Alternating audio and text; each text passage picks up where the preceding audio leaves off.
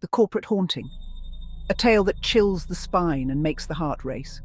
Mike, a rising star at his corporate job, had it all: a loving family and a new managerial position. He was the epitome of success, admired by colleagues and envied by many. But then it began. Subtle at first, almost unnoticeable. It started with a faint metallic scent in his office, a smell that lingered, growing stronger each day. The unmistakable smell of blood. It was unnerving, unsettling. No source, just the scent. It seemed to come from nowhere and everywhere at once. One night, as he worked late, he heard it, a rhythmic dripping. It echoed through the empty halls. No water, no leak, just the sound, following him. It was as if the building itself was alive. Drops of blood appeared on his desk, his clothes. They seemed to materialize out of thin air. No one else saw them. It was as if he was trapped in a nightmare only he could see. Colleagues whispered. Stress-induced hallucination, they said. They thought he was losing his mind. But it was more. Much more. It was a presence, dark and malevolent. Whispers taunted him.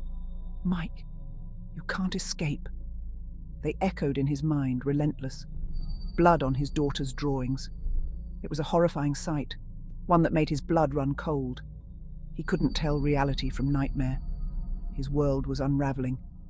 One evening, the whispers roared. You'll never be free. They were deafening, overwhelming.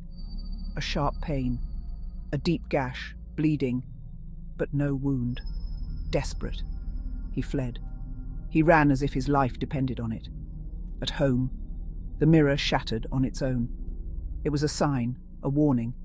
Mocking laughter filled the room. You cannot escape me. It was a voice from the abyss. Mike's wife finally believed.